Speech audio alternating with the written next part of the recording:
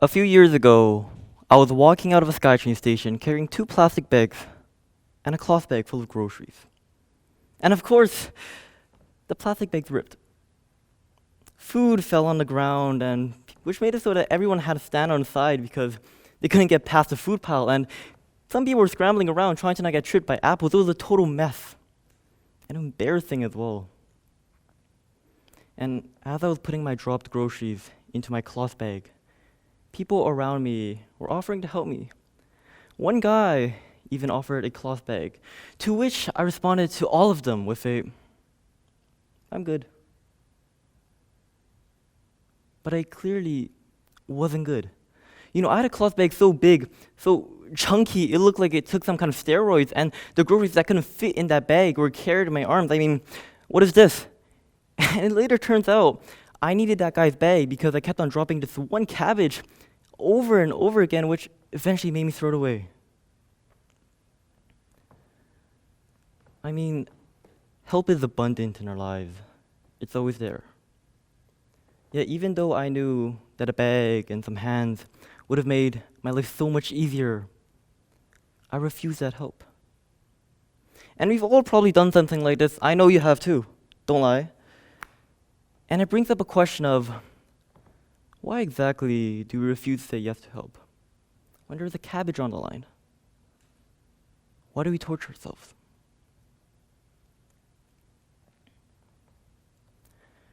It's spring break 2021. I'm laying in bed texting with two of my very close friends, and for some context, these two friends were the type to juggle APs, debates, Model United Nations, business competitions, and so much more. And at the end of the day, they'll still somehow find enough time to write a 100,000-word autobiography. In my dictionary, that's what I call lunacy. And so we were texting about this debate competition coming up for the two of them. And, I'm not attending because, debate's not really my thing.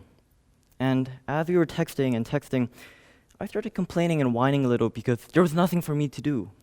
And I wanted you to do things that they were doing. I wanted to participate in these events and competitions because I'm just going to say it, I felt behind in a way. And I hated this feeling of being left behind. And I know. We should all focus on our own lives. We should all live positively, but sometimes these motivational ideas and quotes just sometimes don't help. And sometimes I still can't help but to complain a little. And as we were texting, my two friends sent a post from a case competition. Not a debate competition, but a case competition, which is like a business competition for solving problems, and they told me they were going. And I commended them, as all people do. Nice. Cool. Very enthusiastic, as you could tell. Yet the follow-up text read, now hear this correctly, because it read, "You wabba come." You wabba come, it sounds like an insult, but it doesn't make any sense. And fortunately for me, and fortunately for my friends, they realized that as well. And after some unsent messages, and some very intense analysis of looking at my keyboard, I later realized they meant "you want to come." And naturally, I started thinking to myself, my friends were offering me to tag along with them to a case competition, which has a lot of benefits. It could expand my social network, it could fill out my resume. It could help me gain experience in the business sector, and these are all good things, don't get me wrong. But the other side of me shook my head like, no, Yiheng, you ain't doing this. You're 16 years old, you're a fully grown man-ish. You're capable of making your own decisions, you're independent, you don't have to rely on someone else to pity you, you don't need help. And as I was fighting myself, I tried to think about what exactly made them so successful, what exactly made my friends so successful in my books.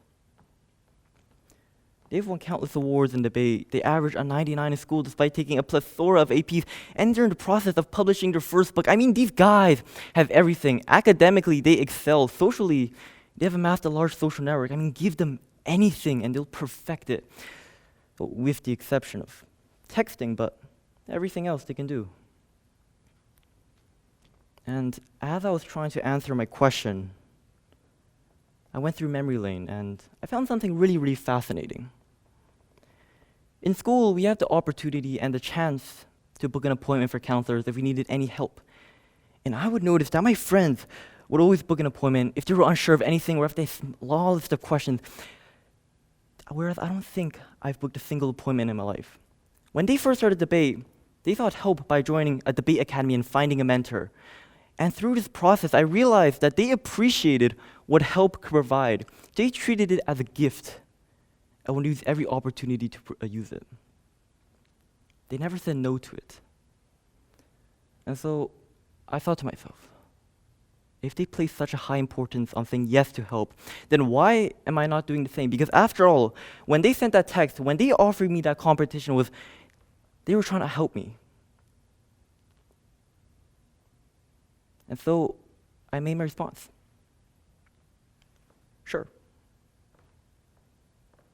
Now the reason why I said I'm good to that person who offered me that bag was the same reason why I was tempted to say no to Yiheng.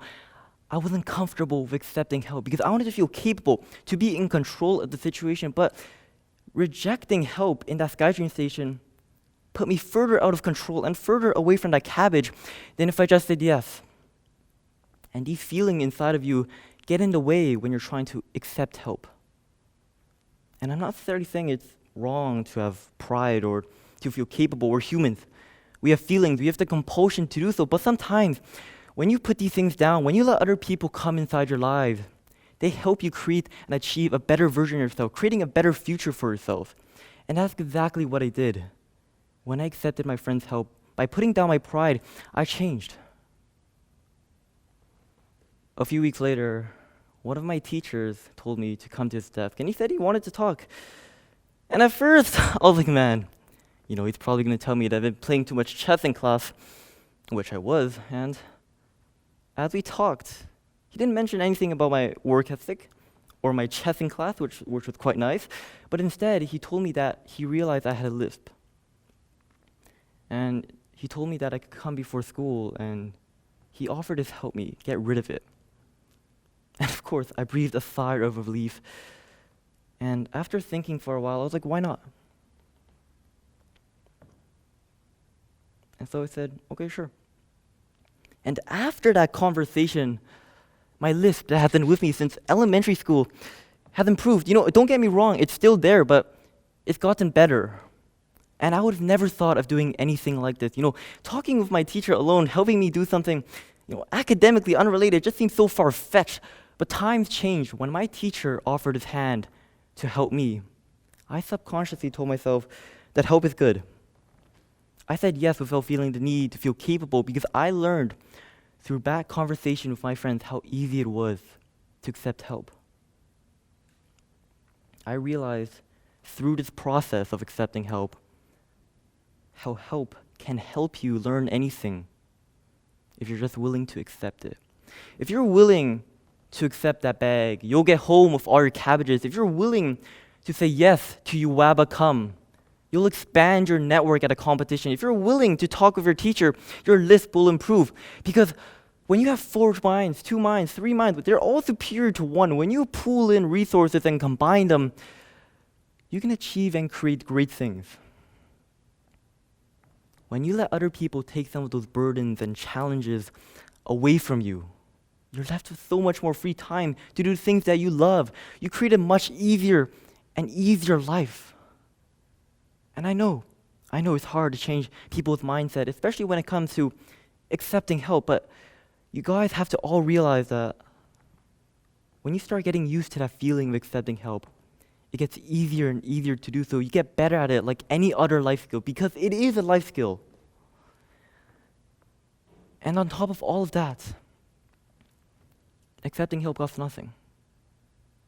Yet, it can give you almost anything. So people, go to that competition. Go talk with your teacher and go, and most importantly, accept that bag because even though you might be capable of doing it without help, you might still end up losing a cabbage or two.